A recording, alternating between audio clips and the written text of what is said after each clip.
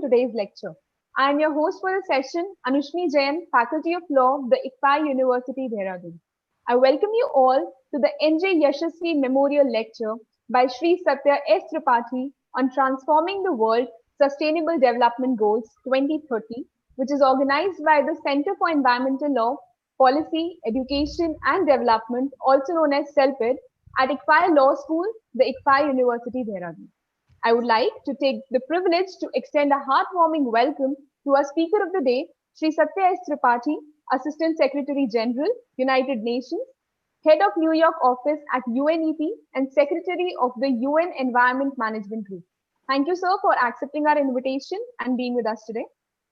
Also, I would like to extend a warm welcome to Dr. M. Ramachandran, Chancellor, the ICFI University, Dehradun, former IAS officer and secretary in the Ministry of Urban Development, Government of India, and ex-Chief Secretary, Government of Uttarakhand, Dehradun, who shall preside today's session.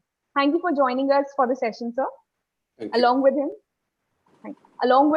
I would like to welcome Professor Dr. Muddu Vinay, Vice Chancellor, the ICFI University, Dehradun, Brigadier Rajiv Sethi, Registrar, the ICFI University, Dehradun, Professor Dr. Yugal Kishore, Dean, ICFI Law School, Dehradun, and Mrs. Monica Kharola, Academy Coordinator, ICFI Law School, Dehradun.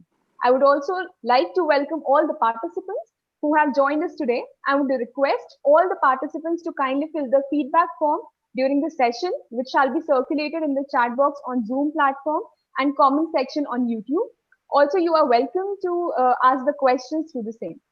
Now, I would like to pass on the mic to Professor Dr. Yugal Kishore, Dean, ICFI Law School, Dehradun, to kindly give a brief introduction about NJ Yashasvi, sir. Over to you, sir. Thank you, Madam Anushmi Jain.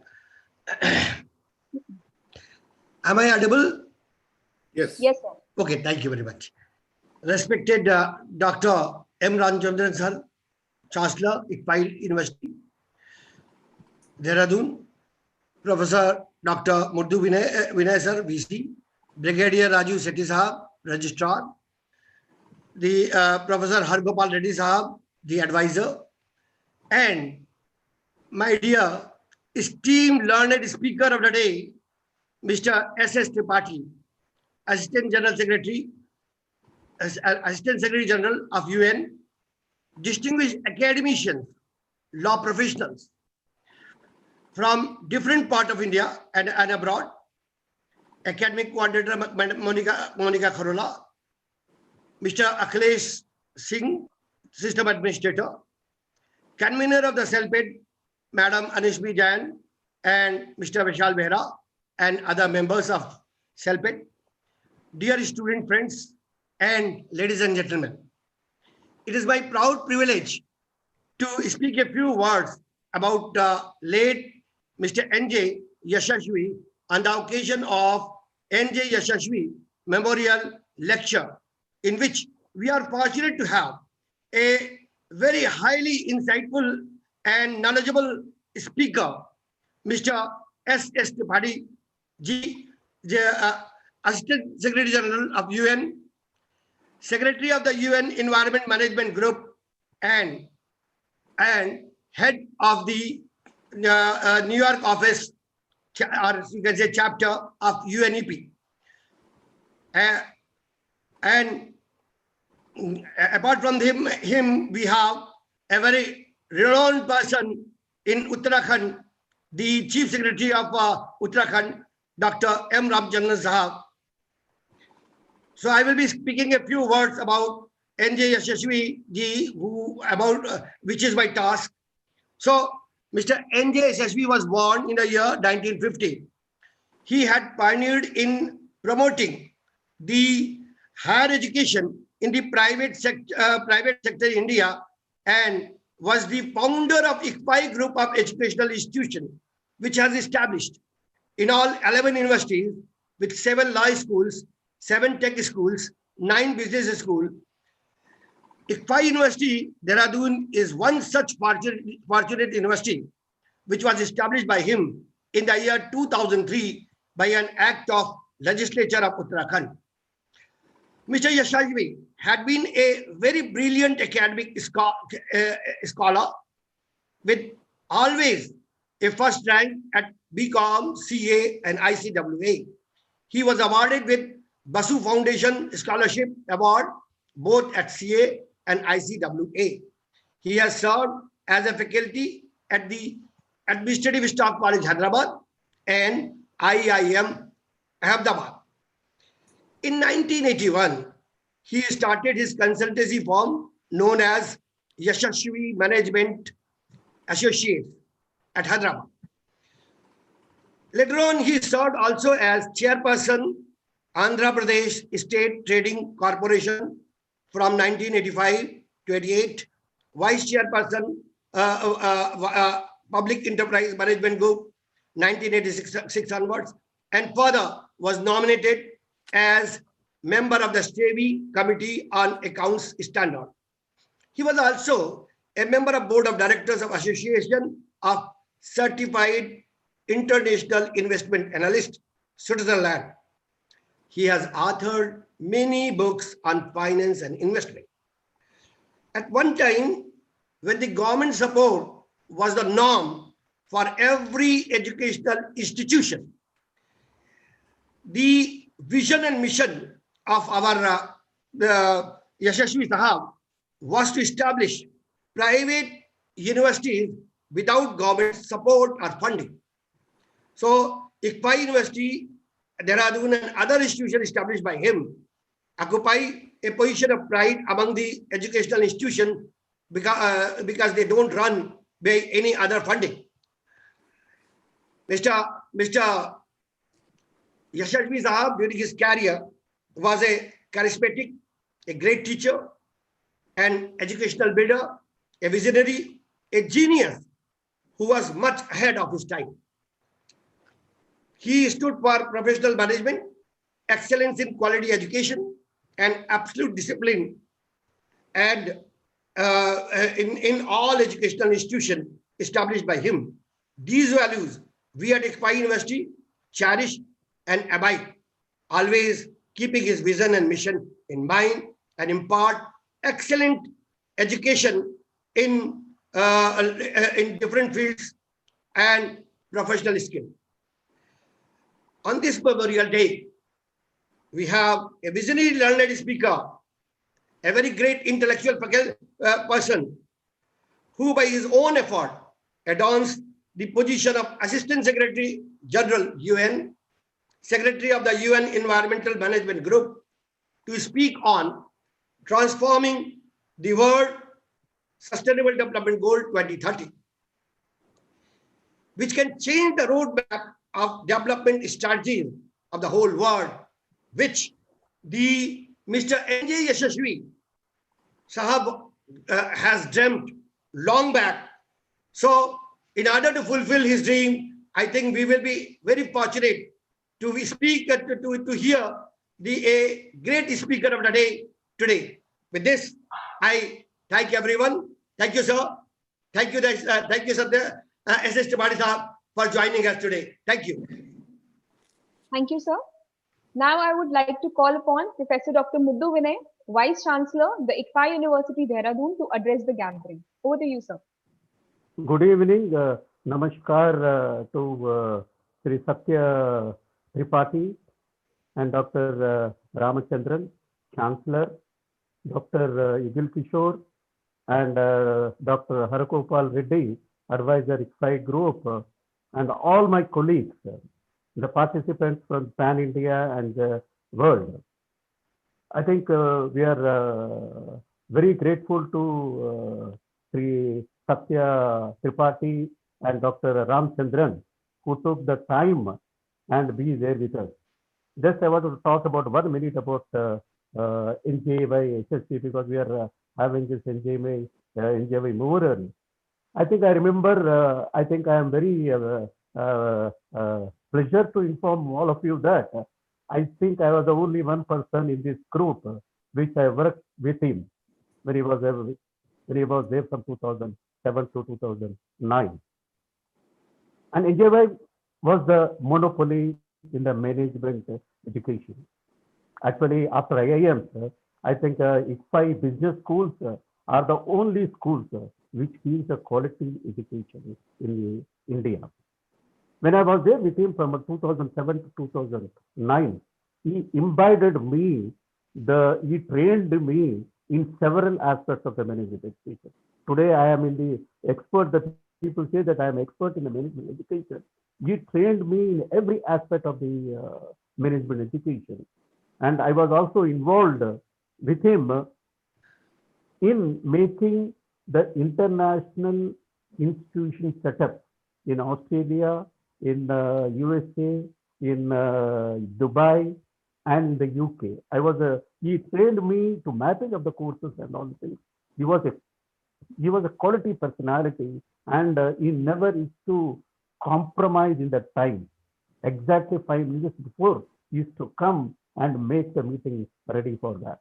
I think with this, I think we will remember him, the NGO Memorial lectures. Every year we conduct one of that. And we are thankful to Shri Satya Tripathi, who gave us the time to be there with his lecture on the transforming the world in sustainable development 2030. With this, I think I request Anushmiti to take forward to the next. Thank you, sir. Thank you so much for your kind words. Now I would take the privilege to introduce Dr. M. Ramachandran, Chancellor, the ICFA University, Dehradun. Dr. M. Ramachandran, an IS officer of the 1972 batch, served the state and central government in India for 38 years before retiring in the year 2010. Born and brought up in Kerala, he served in various positions, including that of the district magistrate and collector at Raebareli. He rose to be the Chief Secretary of Uttarakhand and was Secretary in the Ministry of Urban Development, Government of India, for close to 4 years. Post-retirement, he continues to be active in the urban sector and governance areas. He is associated with various national level endeavors in the capacity of chairperson of the Indian Heritage Cities Network Foundation, chairman of the National Urban Transport Awards Committee, chancellor of the ICFA University, Dehradun, and senior advisor to the Green Buildings Council. Dr. Ramachandran has a master's degree in economics, MPhil in economic planning, and PhD on project planning. His published works are Uttaranchal Ideas at Work, Urban Renewal, Building from the Bottom, Infrastructure and Poverty Alleviation, Delhi Metro Stations and Surroundings, Metro Rail Projects in India, India's Urban Confusion, Reforming Urban Transport in India, Issues and Best Practices and Merits of Masuri. I now request Dr. Ramachandran to carry forward the session with his presiding note. Over to you, sir. Thank you, Shri, for that introduction. Greetings to all of you. Today's lecture is one of its kind because this is to commemorate the memory of a visionary in the field of education.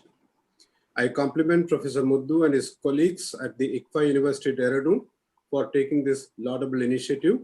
One, to remember the contributions of Mr. N.J. Yashasvi, and two, for providing an opportunity to all the participants today to listen to a senior official of the UNEP on the relevance, impact, and criticality of all nations doing their best to reach the targets set for the 17 SDGs meant to transform our world.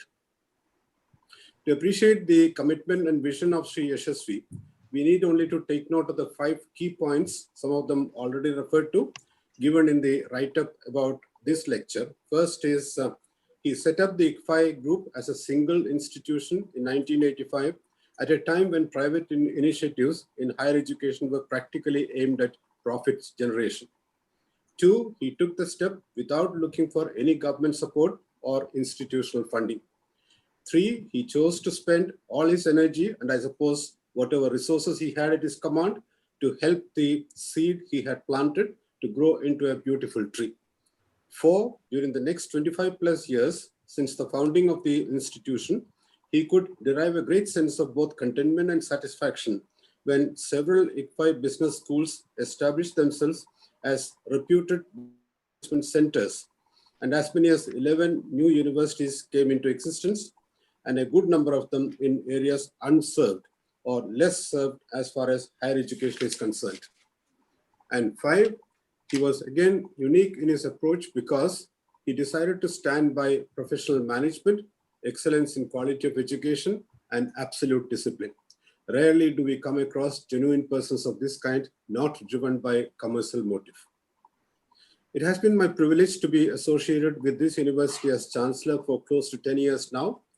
While I could play a key role in facilitating the setting up of this university in my assignment as Principal Secretary in charge of higher education in the state in the year 2003, these days, we in the Board of Governors understand and appreciate each day as to how challenging it is to build up a temple of learning as a center of excellence and repute.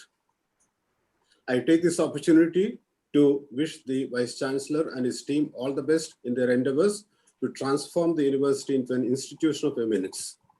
And since we have the new national education policy today, I do hope translation of the strategy envisaged in it to fruition will prove to be a landmark step for the university. Now, coming to today's lecture, I'm not sure whether it will be possible for our eminent speaker to cover all the SDGs in detail in the limited time available, but the overview he will provide will be of immense value in taking the SDG agenda forward.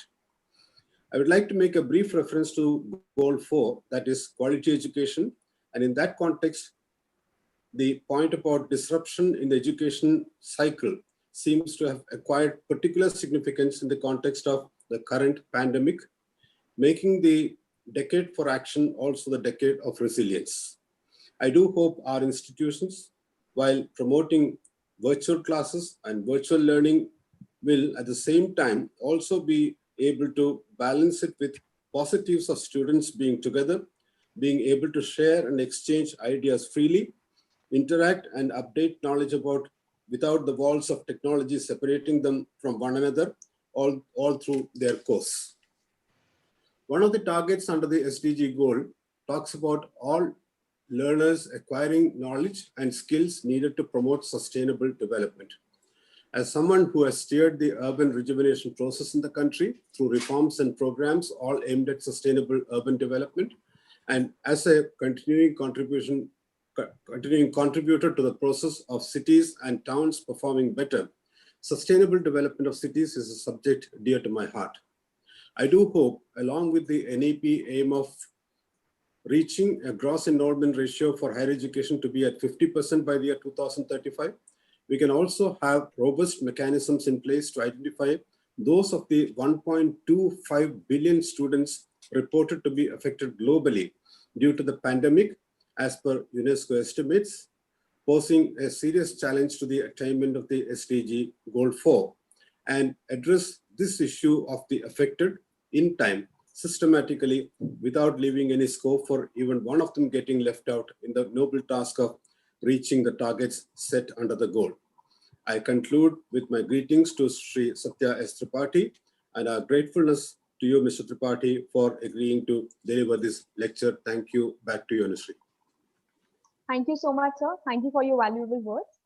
I would now call upon Mr. Vishal Bera, Faculty of Law, ICFI Law School, Dehradun, to introduce the eminent speaker for the day, Shri Satya S Tripathi.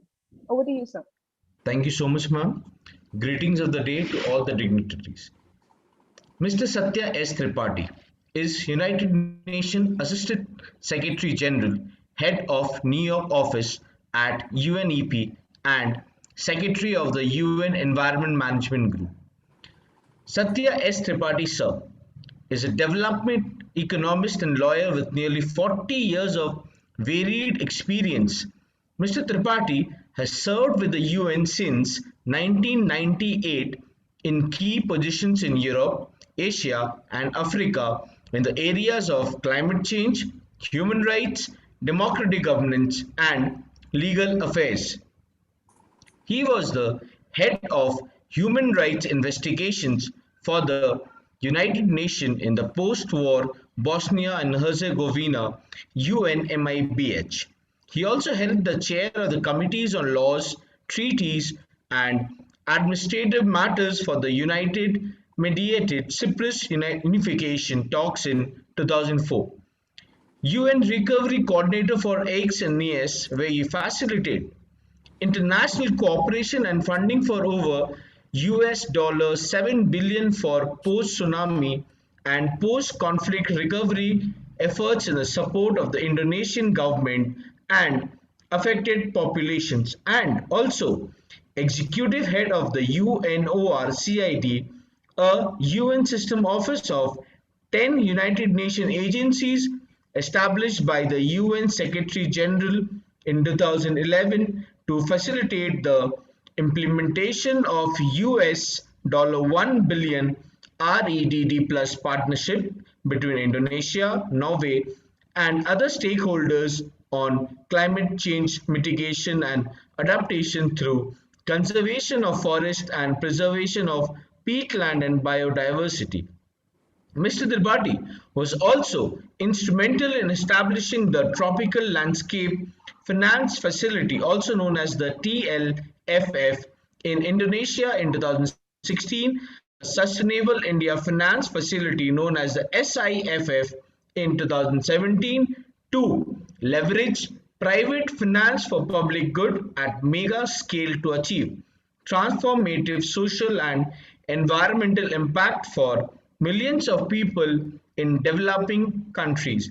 He previously also served on the World Economic Forum's Global Advisory Council on Forest and with the World Agroforestry Center, also known as the ICRAF, as a Senior Distinguished Fellow.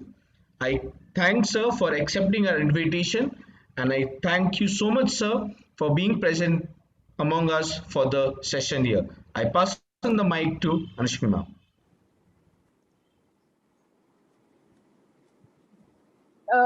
With this, I would now call upon Sir Tripathi sir to take up today's session. Over to you, sir. Thank you. Thank you so much. The Chancellor of ICFI University, Mr. Ramachandran, the Vice Chancellor, Professor Muddu Vinay, the Dean of the ICFI Law School, Professor Yugol Kishore, Professor Bera, and ladies and gentlemen. I'm extremely grateful to ICFI University for inviting me to share my thoughts today, especially in the context of a lecture which reflects the integrity and the entrepreneurship of an esteemed educationist such as Mr. Yashasvi, who unfortunately passed away nearly 10 years ago in an untimely manner. I wish he was still around because he'll be very proud to see what the institution has done under the leadership of the current leadership, the Chancellor, the Vice Chancellor, and all the other distinguished professors and administrators that lead this esteemed institution. And I say this with all humility, not because it is a nice thing to say, because you've invited me to speak today. Because I have followed, when I was a young student in the early 80s, I often lamented, and actually the law college where I studied at, where I did my LLB from, Professor Yugol Kishore was a professor there, much later, of course. But so he would know where I'm coming from, is that the standard of education in the country leaves so much to be desired. Of course, I was lucky to study in these government colleges where you had all the facilities and the best of teachers. But that is not the case in most parts of the country. And so in that, trying to set up a host of institutions, especially when somebody like Mr. Yashasvi, who was an outstanding student himself, having taught the ICW, the cost and works accountants exams and the chartered accountants exams.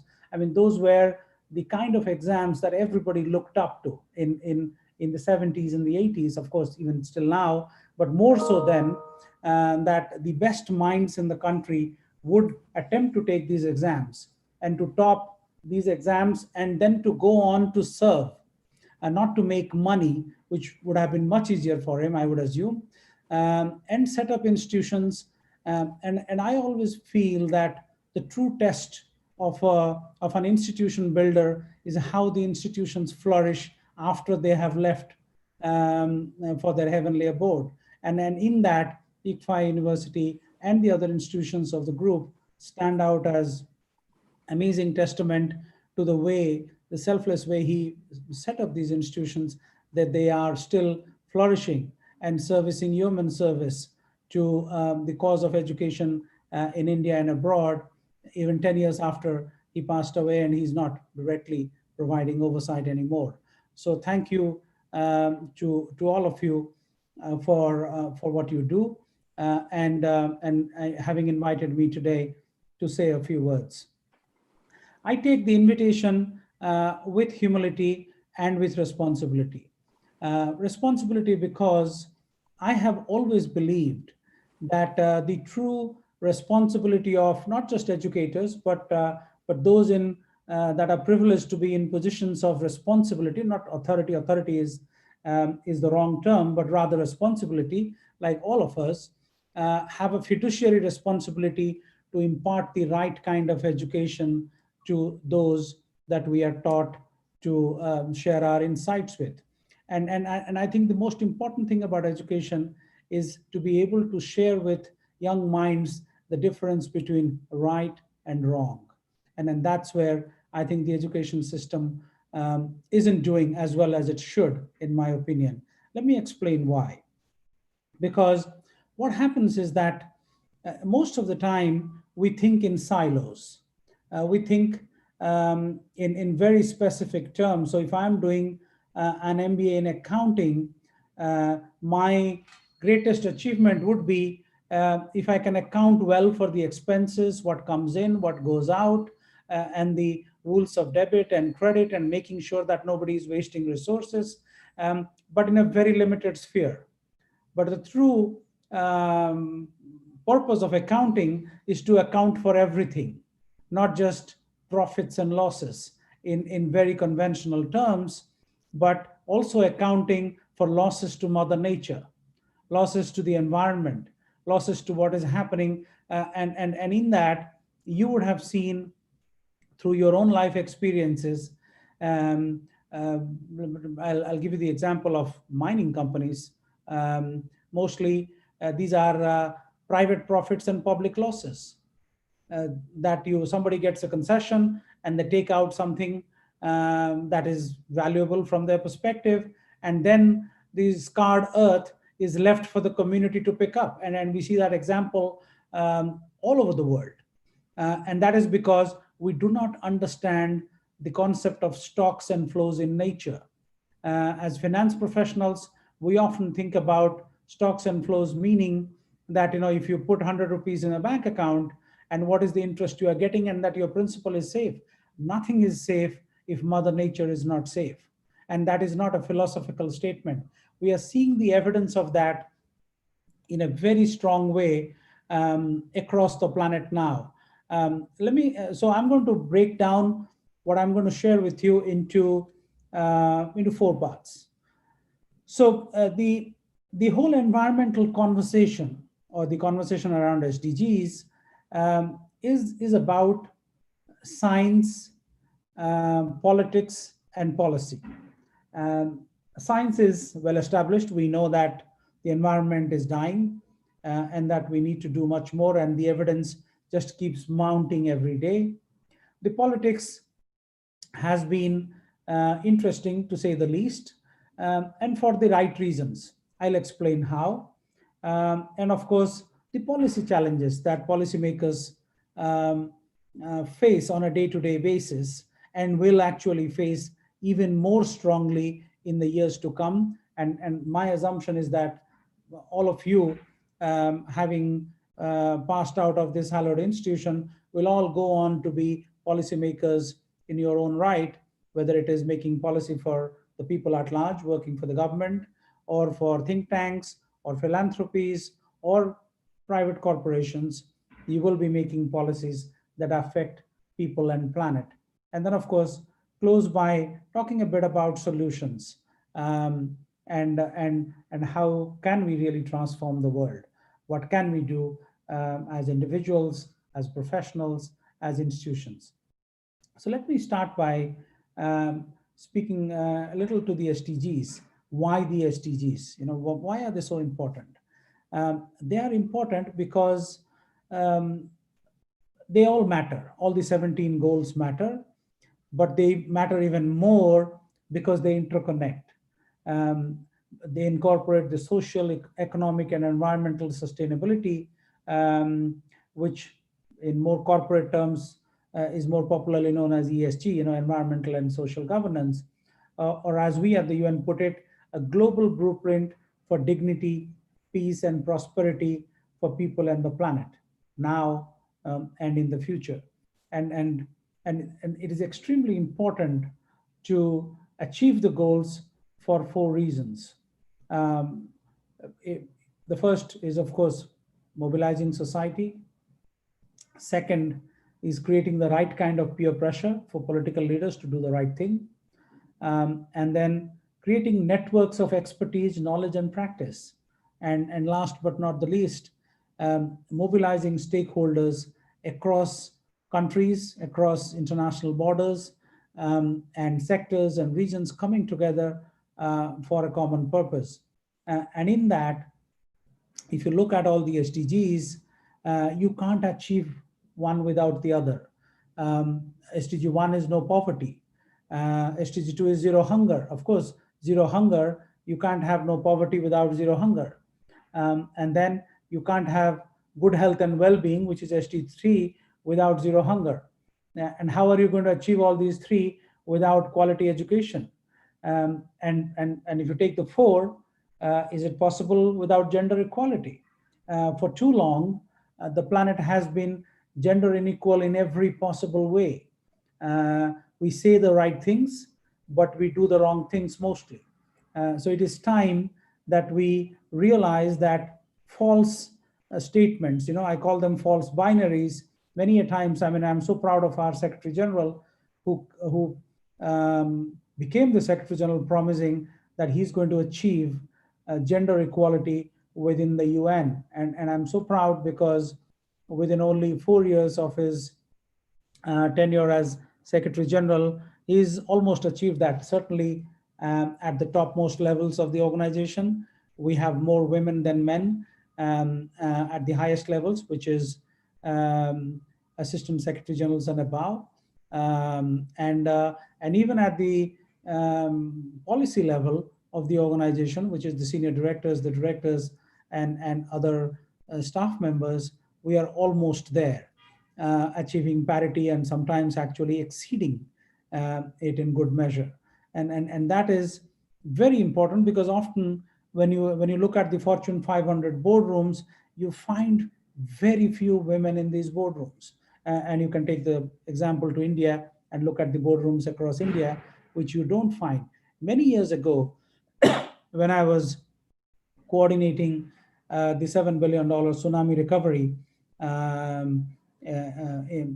about 15 years ago, I had the privilege of meeting with the then Prime Minister, the then mentor minister and former Prime Minister of Singapore, Mr. Kuan Yew, in a conversation with President Clinton, who was my boss at that time as the UN's special envoy for the tsunami recovery.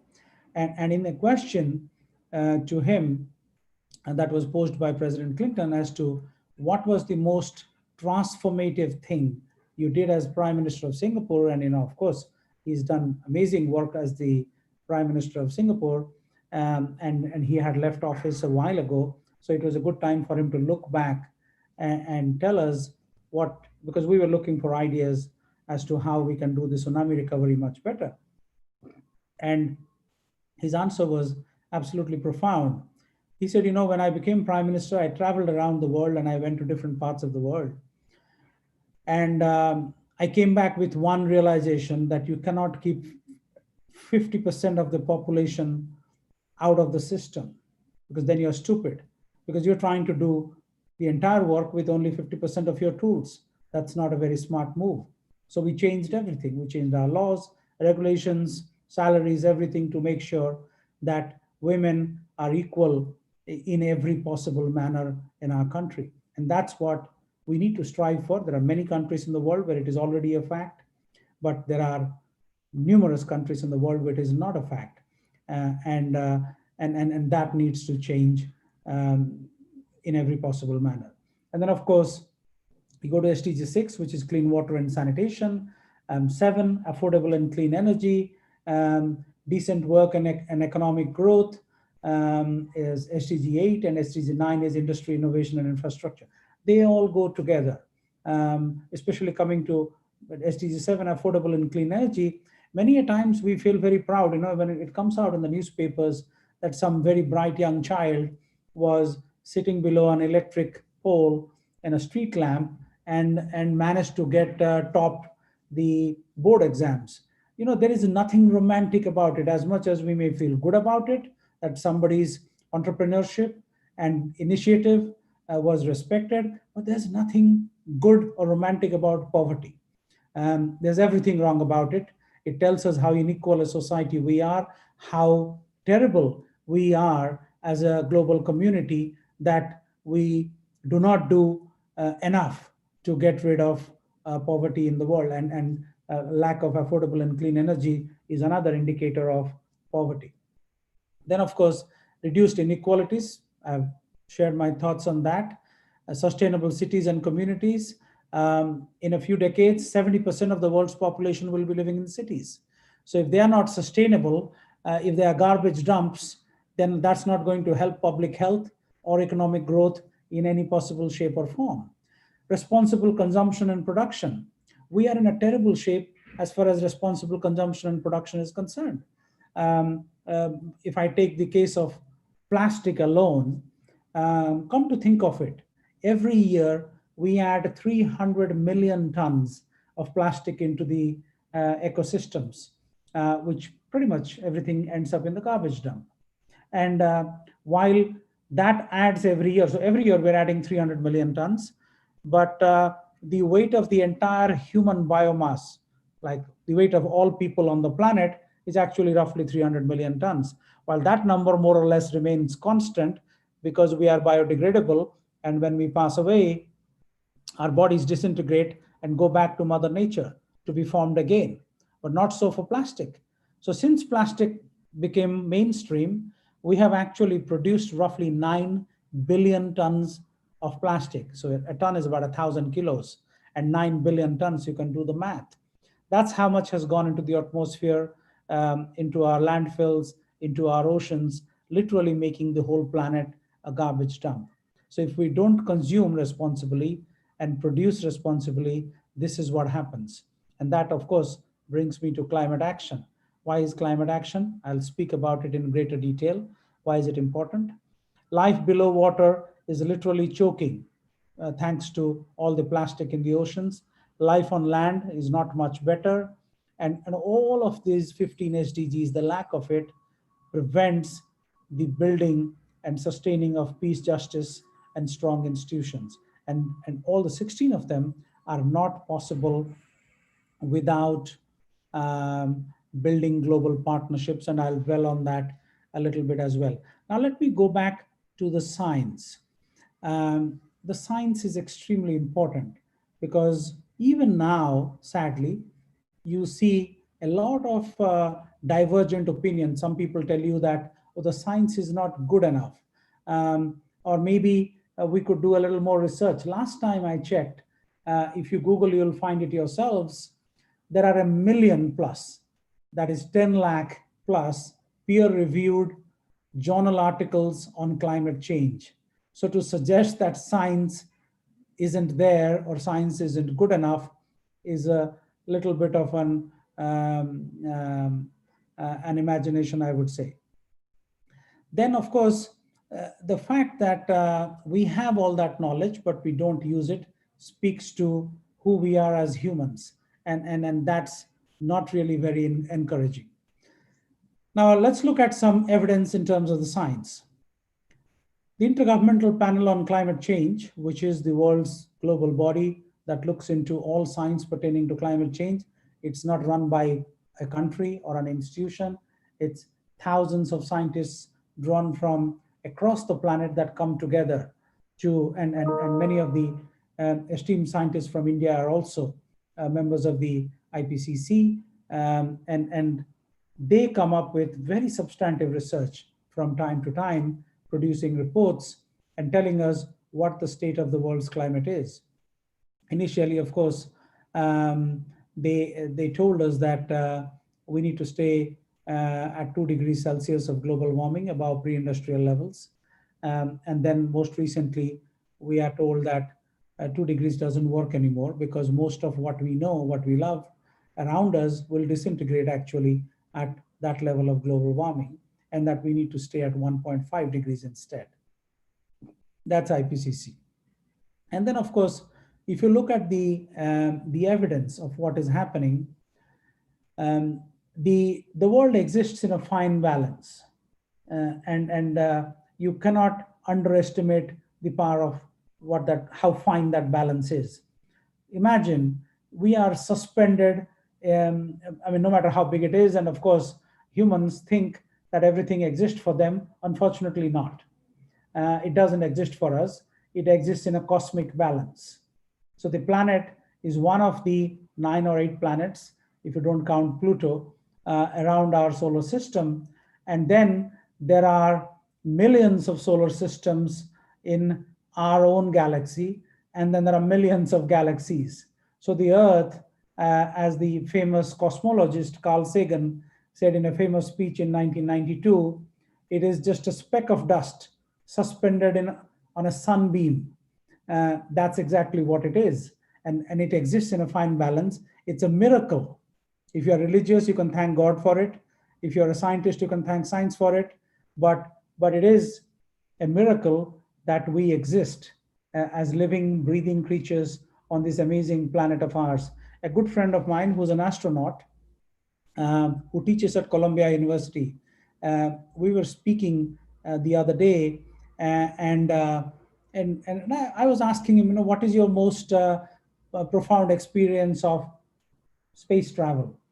He said, when I was there at the International Space Station, I was doing a space walk, and it was my first, and I was super excited about it. And as I stepped out to the void of the vast space, and since I had come from Earth, the natural urge was to look into space to see how amazing it is, and there was nothing. He said, it is a dark, mindless, lifeless void. I was a bit surprised, he said. I said, okay, let me turn back. And then I turned back and I see this amazing little marble ball gleaming at a distance.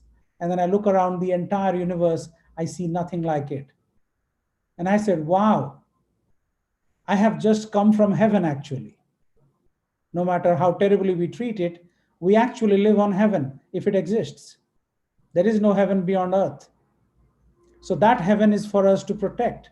And if we don't, the responsibility is on us. It's on nobody else. So if you look at the fine balance and how it is being disturbed, let's start with the Arctic. The Arctic Commission, which came up with its report in last year in 2019, told us that the Arctic ice is now actually melting 7 times faster than in the 80s, just in a matter of 4 decades. And that is capable of rising sea levels from anywhere between 3 to 40 meters. So those of you that live by the coastline in India, imagine if the waters of the seas rise by 10 feet. That's roughly 3 meters. Then what happens to everything we know as our cities across the country's coastlines, or the fertile plains, or the estuaries, and everything that supports life? They'll all be gone. Think of natural disasters. Recently, I was looking at some studies on the hurricanes. So if you take the Caribbean region, which is a group of very beautiful small island developing states, you would see that a few hundred years ago, the hurricanes that would qualify to be in the history books as big hurricanes happened once in 100 years. You take 18th century, 19th century, 20th century, one each. In 21st century, they have had 5 of those hurricanes, and that number is not going to reduce anytime soon. And then that's the kind of challenge we're faced with in terms of evidence of ignoring the science. Let's look at fires. Indonesia in 2015 lost 6 million acres of forests and peatland to forest fires. Some of it is certainly man-made by trying to burn down forest for slash and burn agriculture. But a predominant majority of it is thanks to global warming, because when the land goes dry and the atmosphere has atmospheric moisture drops, then of course even the smallest fires becomes mega fires. Look at the Australian bushfires. For those of you that follow these news, last year and the year before was terrible for Australia. They had never seen devastation on that scale. Look at what is happening in the west coast of the United States. In the last few weeks, they have lost 4 million acres of forests and landscapes.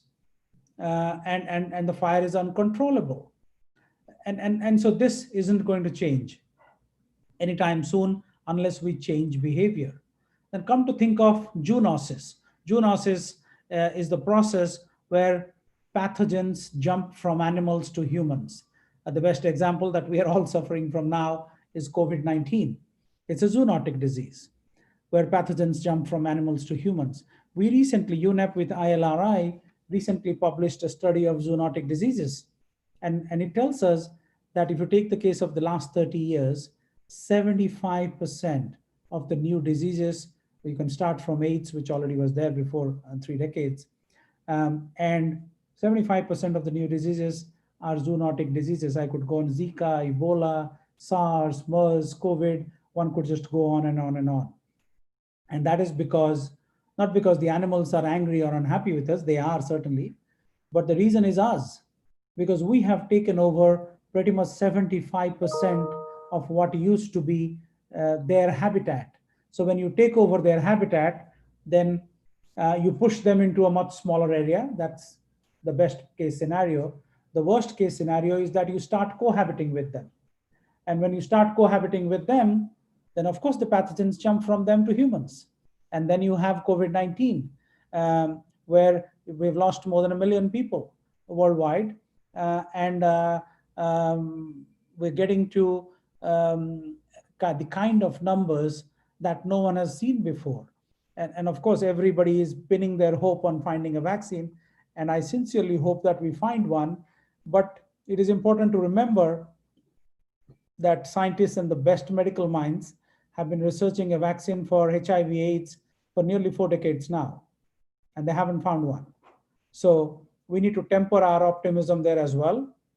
While of course, this is considered by the best minds to be a much easier vaccine to produce. So I sincerely hope that we have one in the next few months. But we also need to be mindful of the fact that the initial exuberance and optimism may not be matched in a few months by the kind of results that we might see after the phase 2 and phase 3 trials, although we all want to see that vaccine sooner than later. Now, turning to the politics of it.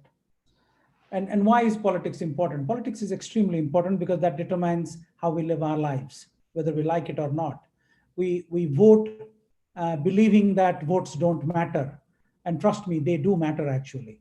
Every vote that you give or not give, that matters. And let me explain why. Because most political leaders across the planet, I mean, of course, there are amazing exceptions, but most of them do not see the challenge for what it is. In 1992, after the Rio Conventions, the famous Convention on Sustainable Development that happened in Rio, Brazil, the world came up with 3 conventions, which are more popularly known as the Rio Conventions: the UN Framework Convention on Climate Change, the UN Convention on Biodiversity, and the UN Convention Against Desertification.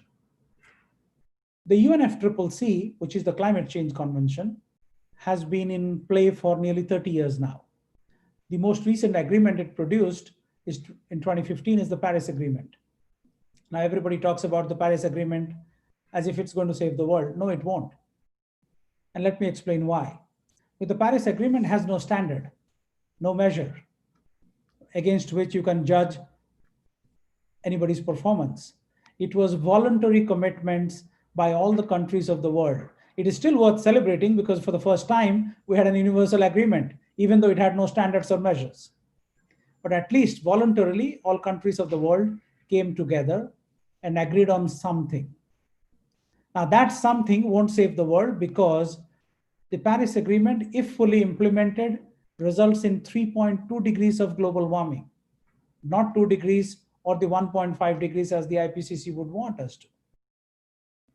And at this time, there is little evidence that even that 3.2 degree pathway is being met. While some countries are certainly meeting, and India is one of them. But then there are critics who say that countries like India never promise too much. So no wonder they are meeting their goals. I think that is an unfair critique because when you have an international agreement, it's based on what was agreed. And if you agreed to accept what India proposed, then India meeting that agreement signifies that India is serious when it promises some things and delivers on it. Now, of course, you can have an intellectual debate on if it promised enough or little, but the fact remains that in legal terms, in international law terms, India does meet its goals under the Paris Agreement, but most countries don't. And then that's not a helpful situation. UNCBD. 10 years ago, I was in Nagoya, where the Aichi targets were agreed upon by the member states.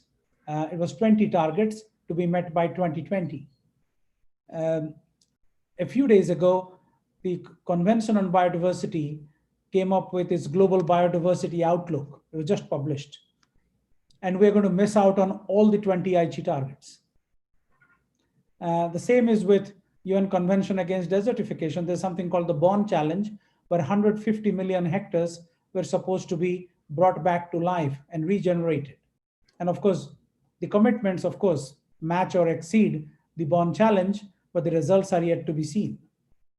And that brings me to the question, why do we promise so much and deliver so little? Because it's quite convenient to promise. It is very difficult to deliver. And it's even more difficult when that promise is not linked to behavior. And I'll explain how.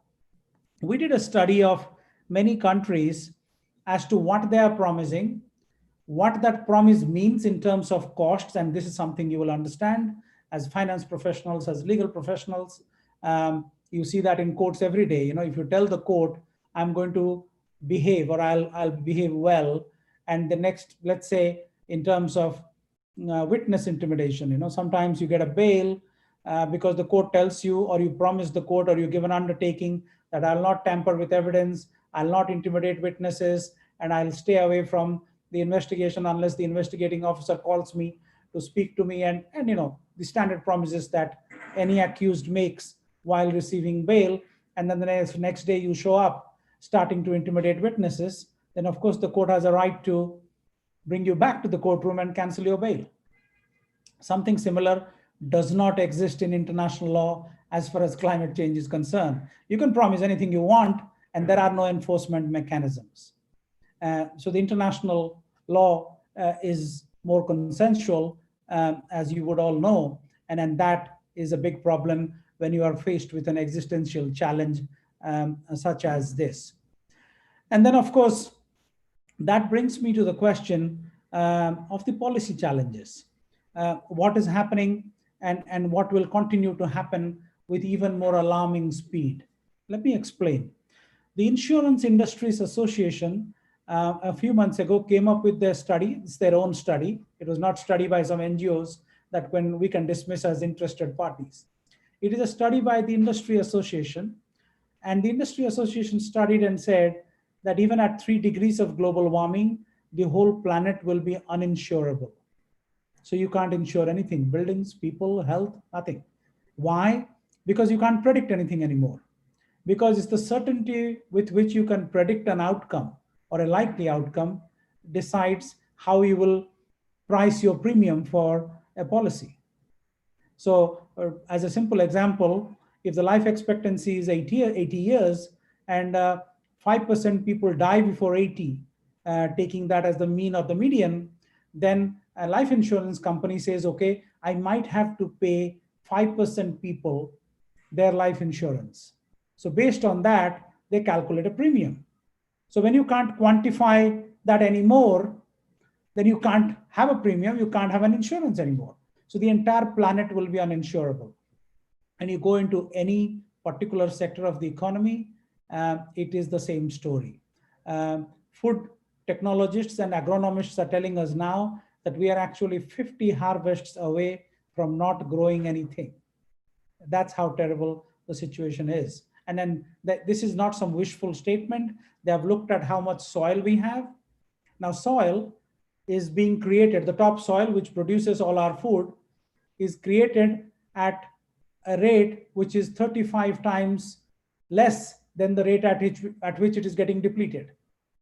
So if you are losing topsoil at the rate of 35 and you are only producing at the rate of 1, you wouldn't have topsoil left in a few decades, and then you're not going to grow anything.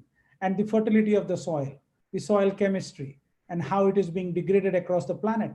What have we been doing as humanity across the last few decades? What we are doing is this. It's something called nutrition mining. So we take a virgin fertile area, maybe it has a forest or it is a delta, and then we start cutting down everything and we start monocropping or growing things that we want to use. And then in 20, 30, 40, 50 years, that whole land is degraded. It produces nothing else. If you look at the case of Punjab, which has the largest, which is the state with the highest intensity of fertilizer use, it is also a state that sadly suffers a lot from cancer. If you Google, you'll find it. There's something called a cancer express that goes from Punjab. I mean, it's a normal train, but euphemistically called the cancer express. It train full of people and their relatives, cancer patients and their relative, go from Punjab to Rajasthan because it has a good hospital there, and wailing people, suffering people, because pesticides are selling. And they have interviewed pesticide dealers actually in Punjab, who tell the interviewers that, we sell pesticides like we sell chocolates. If I sell 10 packets, then I get one free. So, you start getting a premium on buying poison as well now. That's what we have come to. And then this is what we really need to be understanding and mindful of, because in the absence of any understanding, that's what we will. And as legal professionals, you will see that the problem will only get worse and worse and worse. There will be millions of agreements that will get voided because of act of God, because natural disasters are seen as acts of God, where you don't control the process or the outcome, you're only a victim of it, and those will only increase by the thousands across the planet. Now you might ask the question, if it is also gloomy and we don't have much chance to succeed, what is the point in the conversation? If we can't save anything, we might as well enjoy the next few years, and then as some economists tell you, that in the longer term, everybody's dead. So what's the big point? The big point is that across everything we know and we can see in the universe, we are perhaps the only planet that has life. And it is a miracle that is worth saving. And that we can do not by thinking of the birds and the bees or the majesty of Mother Nature and how wonderful it is when you look at the trees or the amazing sunset on the horizon. Let's be very practical. Let's be very selfish as human beings, even though we are only one of the 7.8 million species that live on the planet. Let us be very selfish and think of ourselves. The planet has had multiple species level events, and that's scientific history. This is not philosophical evidence. The planet has had multiple species level events in the past, and the planet has survived. It will go on, but it will go on without humans if we do not change behavior. And we need to change that behavior in the next 10 years. And that is why SDGs are extremely important. That is why climate change mitigation and adaptation is extremely important because you cannot achieve one without the other. If climate change continues the same way it has in the last 30 years, there is zero chance of us achieving the SDGs in any form or shape. If the planet is literally disintegrating, you're certainly not going to have any SDGs. That's simply impossible. It's a binary that we need to keep on top of our consideration in everything we do. Now, as I said, there are solutions, and the solutions are simple actually. I'll take you to an example in Indonesia and an example in India. And they are very important examples. The Indonesia example is where we generated $350 million of investment in a project that protects a 400,000 hectare landscape, which is roughly 7 times the size of the country, Singapore. And it's a rainforest. You must have heard of the southeast monsoon that pretty much supports most agriculture in India. Have you ever thanked Indonesia for that? I guess not. The southeast monsoon is called the southeast monsoon because it comes from the southeast, which is Southeast Asia. And the rainforests in Indonesia, in Thailand, in Bangkok, in Cambodia, they are the rain factories of the world. If you want evidence, I would urge you to look up something called the National Atmospheric and Oceanic Administration. It's called NOAA, or rather Oceanic and Atmospheric Administration of the US government. They have these rainfall videos, that look over 100 years. And if you play those videos, the time series videos, you will see that across the planet, there are 2 purple beating hearts, one over Southeast Asia and one over the Amazon.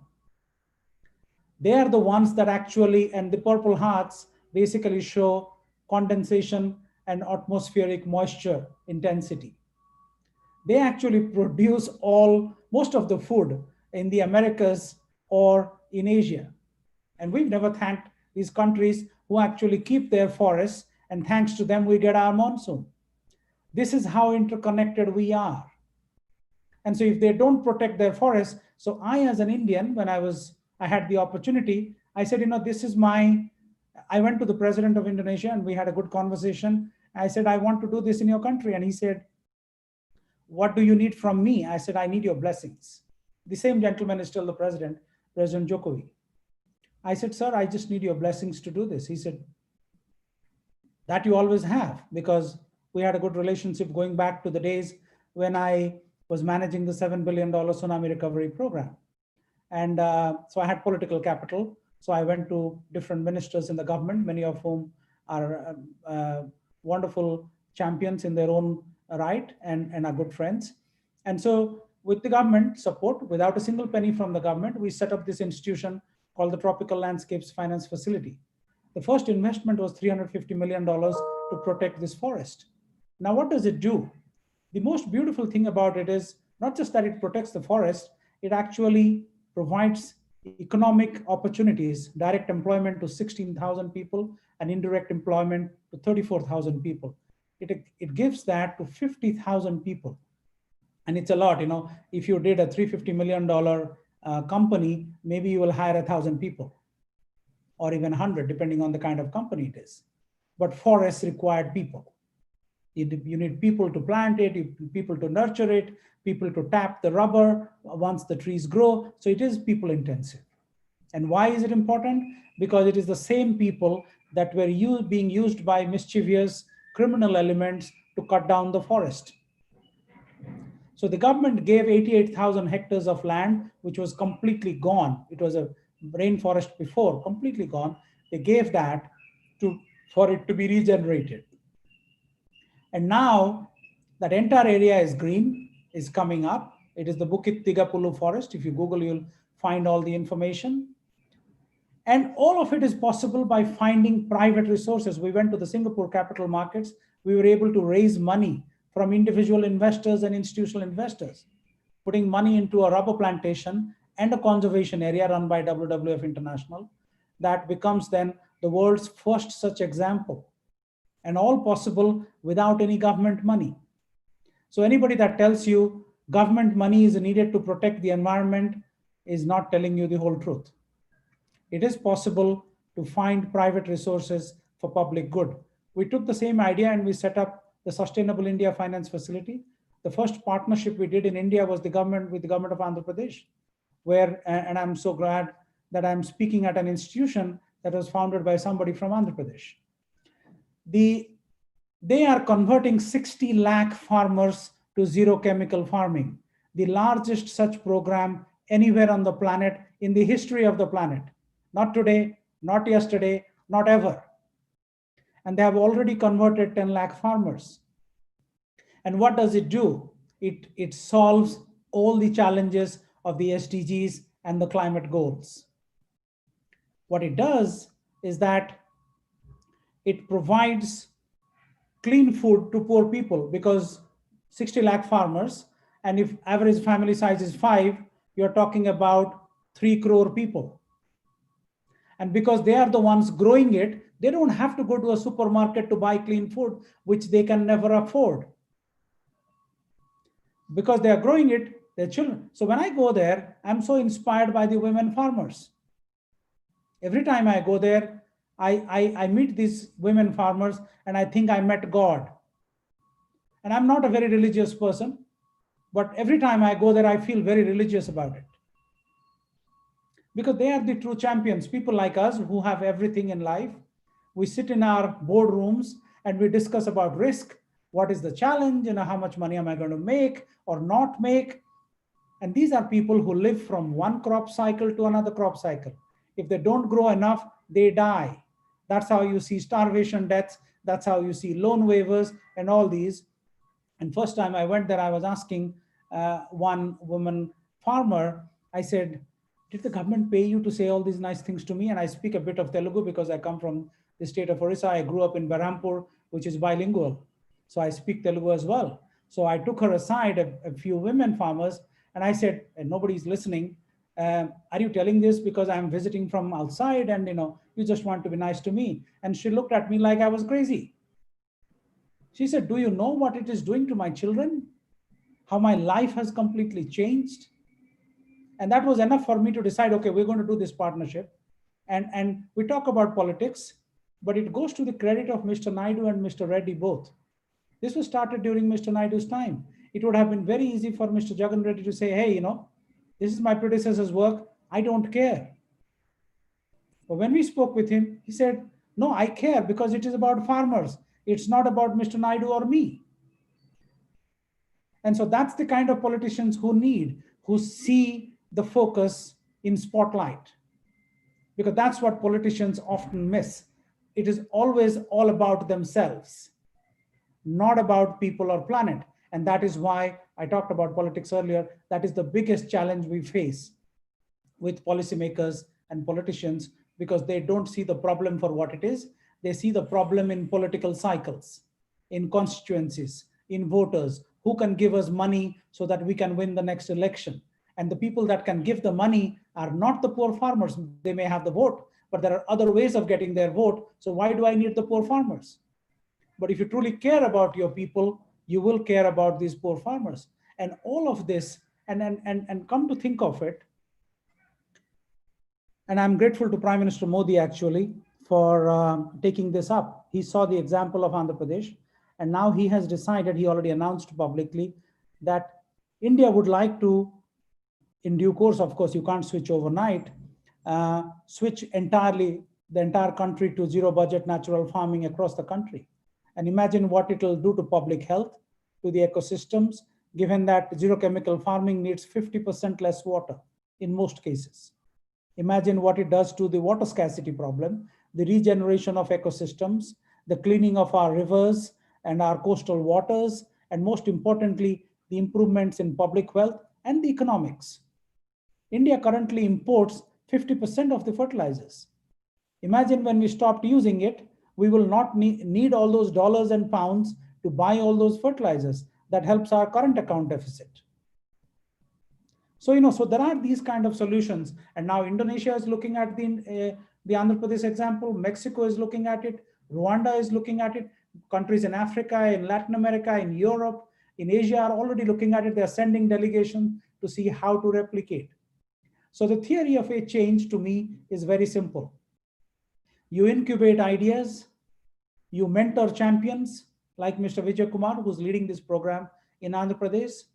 You finance change. You will be very happy that the German Development Bank recently put $300 million, which is roughly 2,500 crores, into this project in Andhra Pradesh at 0.5% interest, which is unheard of. And they did it because they say, we're all going to benefit from the work of the women farmers in Andhra Pradesh. And more such actors are now coming forward, and we at UNEP are working strongly to build that partnership, not just in support of Andhra Pradesh. You'll also be proud, closer to where you are, Himachal Pradesh just announced, the Chief Minister announced that they want to be a natural farming state like Andhra Pradesh as well. Gujarat is looking at it, Karnataka is looking at it, Maharashtra is looking at it, Chhattisgarh is looking at it. So it makes me so proud that I had the privilege of playing a very small part in this, in finding the champions, empowering them, and helping build the partnership. Then the world comes to notice what is right about India. And India will be truly, I was talking to Dr. Rajiv Kumar, the Planning Commission, Niti Aayog Vice Chairman the other day, and he said, as Vivekananda said, that the world being the Vishwa, India being the Vishwa Guru. You will be a Vishwa Guru only if you bring the right ideas to the forefront and not backed by a belief that this is my grandparents' agricultural system. That doesn't work. It has to have absolutely irrefutable underpinnings in science and technology.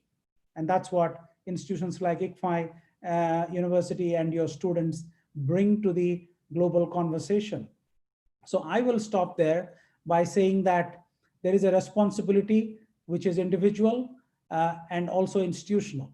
The individual responsibility is that if you haven't noticed, it is hiding in plain sight. Climate change is often referred to as anthropogenic climate change. What does that mean? It means human-induced climate change. So if 8 billion people are part of the problem, the entire 8 billion people have to be part of the solution. You have to look around yourself as individuals. What can I do to change behavior? I'll give you a small personal example. For the last 40 years, when I started shaving as a young kid, I was told by my mother that there are better ways of shaving without wasting water. So when I started, I was wasting a lot of water, and she created the evidence. She took 3 buckets and she filled it up and put it aside and told me that you can actually do what you're doing with half a liter of water. And here is 60 liters of water that you're wasting. And that's something how everybody does. The tap is running and you're shaving and you think it's all good.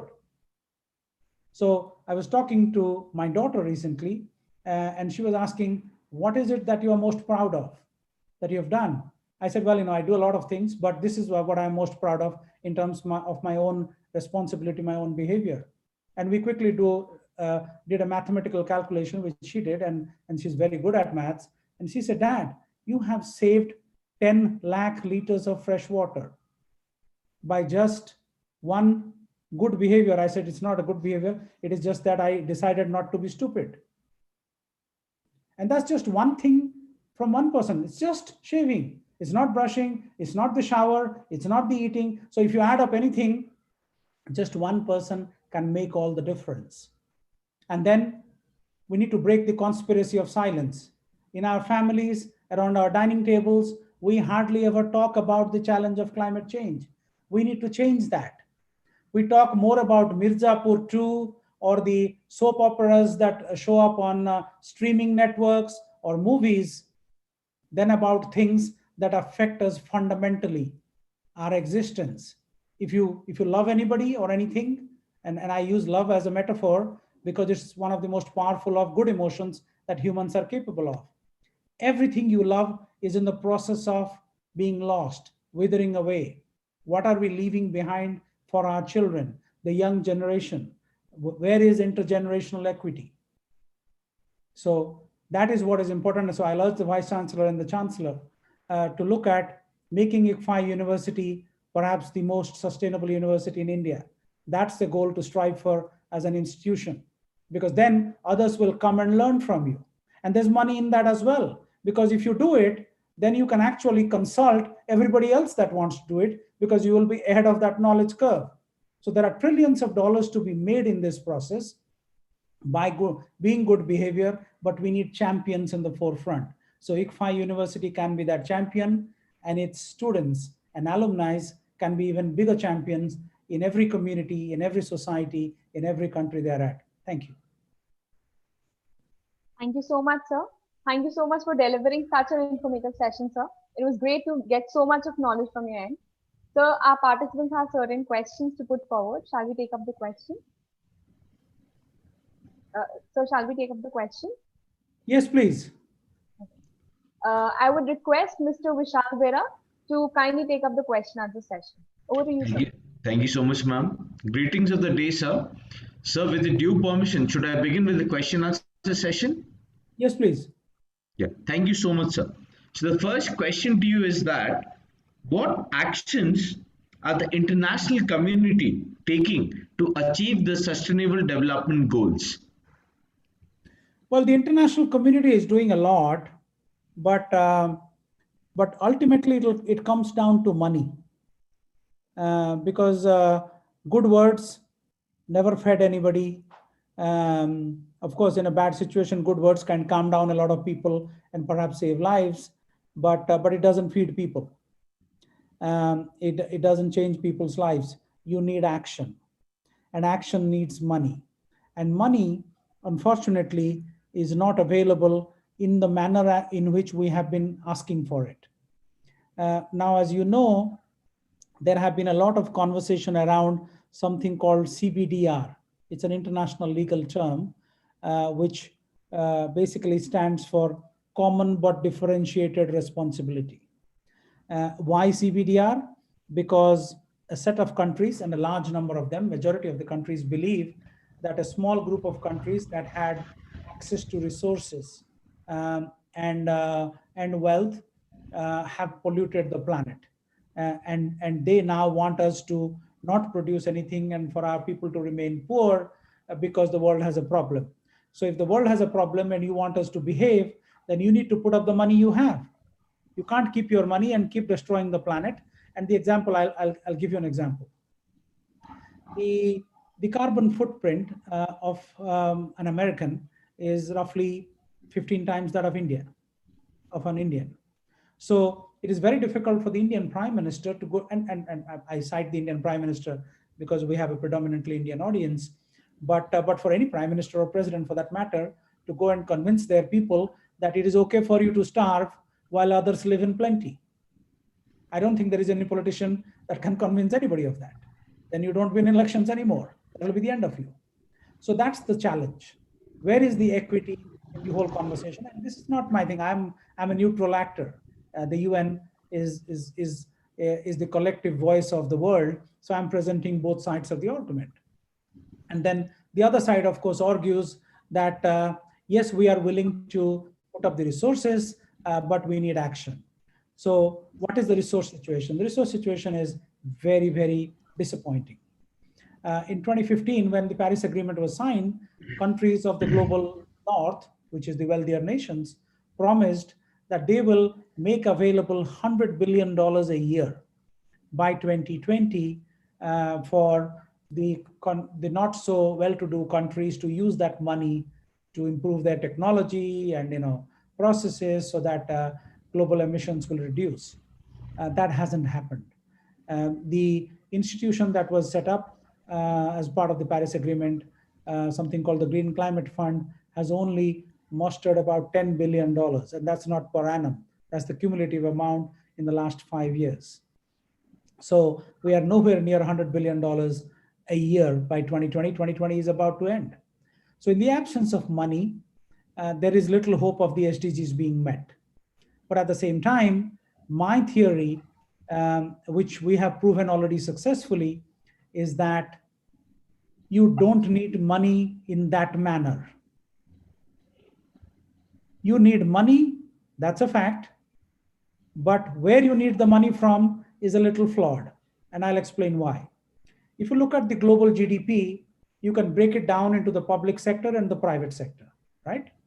So the public sector, which is rent, rates, taxes, the government part, is about 30%. I mean, there's that ratio may change a little bit depending on how advanced an industrial nation you are, but roughly ballpark number is global GDP, 30% public sector, 70% private sector.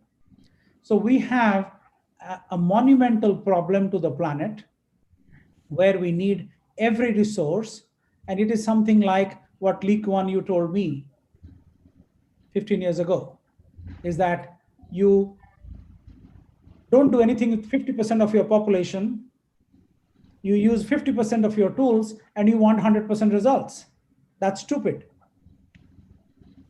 And I want to quote him and say, you can't use 30% of the resources on which there are thousands of demands. You know, these are government money, taxes. You want roads, good water, good air, you know, everything. And that's the responsibility of the government, and the government to find some money in that pocket and then make it available to some other countries to change behavior. Not going to happen.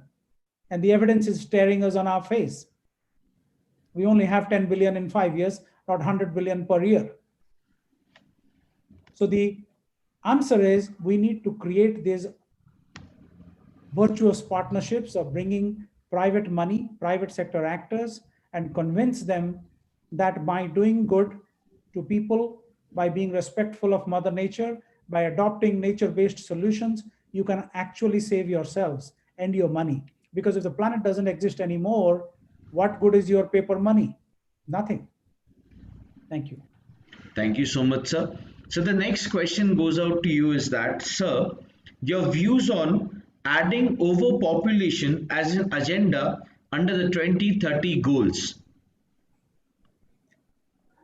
Well, I know that's something that is, that's a given, because in terms of economic planning, even at the most basic level, people look at the population theories of Malthus, and they understand that there are multiple phases in a demographic transition, and ultimately to the ideal state where you reach the reduced, the replacement fertility rate, and at which time the population stabilizes, and then the deaths are equal to the number of births, and that you can grow more as a harmonious, equitable society. And then, of course, there are other bigger issues of equity and equality within that population stabilized society, which is a long way to go.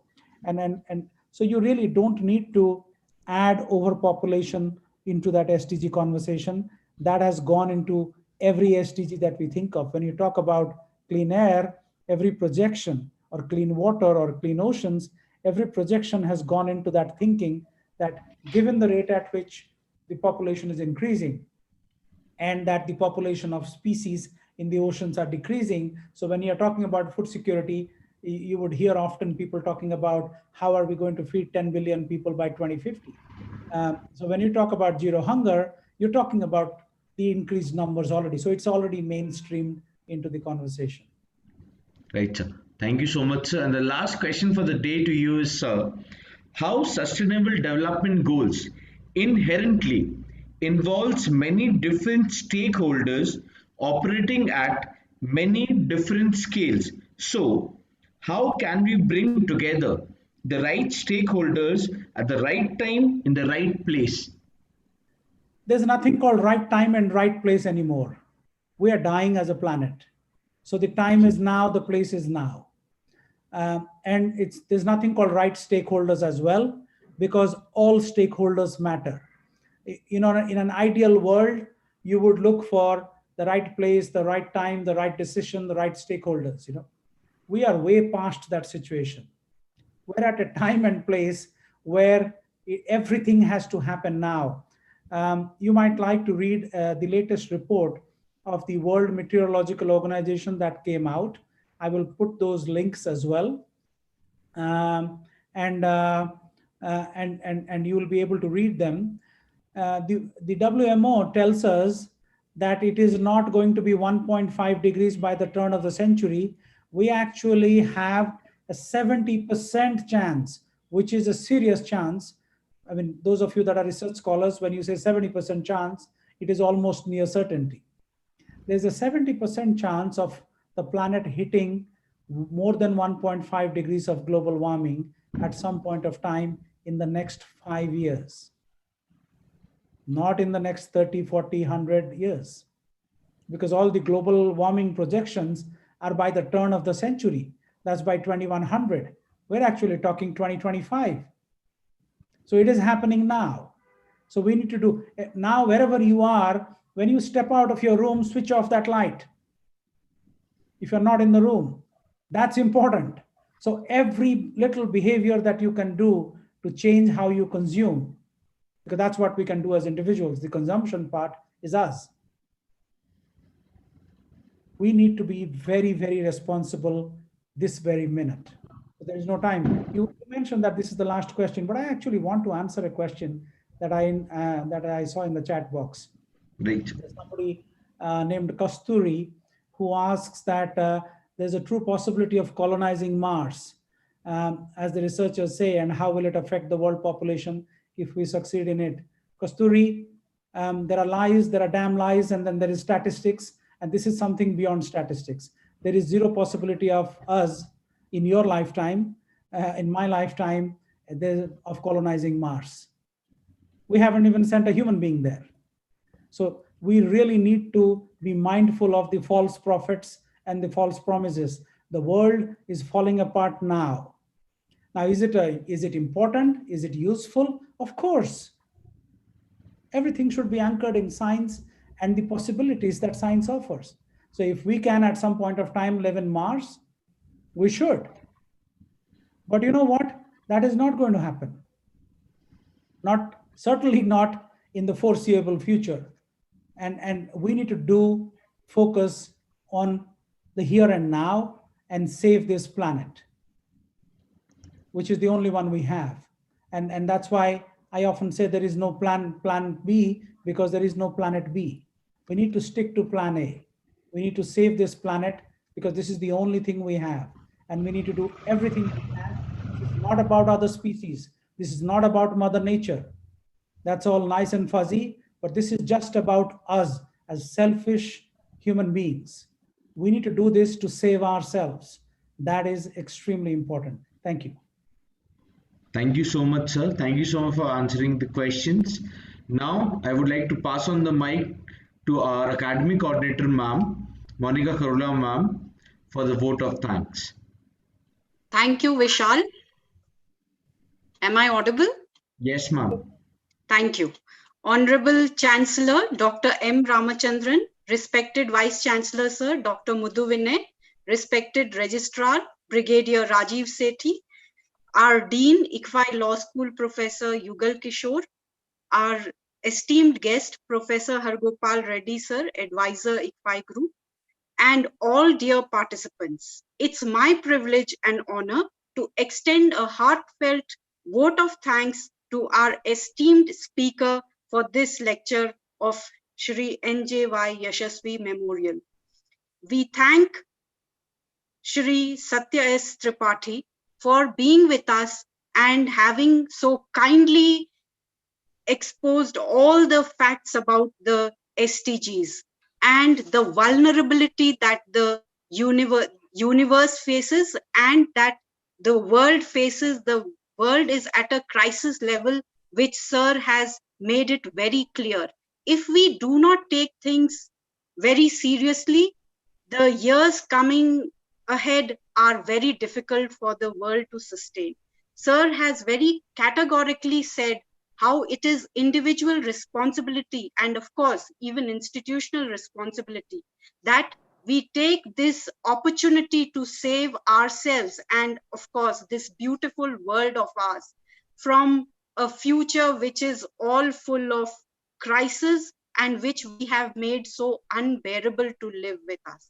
So today we begin with thinking of what we eat, what is on our plate today, and right from organic food to understanding how our habits, including use of water, electricity, is influencing and will have an impact on everything. So not depending wholly on funds external or internal, and doing our bit. He has very clearly shown us that it is responsibility of each individual to take up this important task to save the world from a disaster tomorrow. And this is our responsibility for our future generation. So we are extremely thankful for your talk and the kind of role model that you are providing us, so that our students are able to appreciate the challenges that they face, and as lawyers and managers that will take up the responsibility of tomorrow, they have this task lined up for them. So on behalf of ICFI University, Dehradun, I thank you from the core of our hearts, that you have been able to show us that it is today that the action needs to be taken. Thank you very much. I thank all the dignitaries for helping all of us to make this event successful. I also would like to thank the organizers who have taken this task seriously and helped to manage it and coordinate it effectively. Thank you, everyone. Thank you also to the participants who have been with us and have made this event successful. Thank you very much.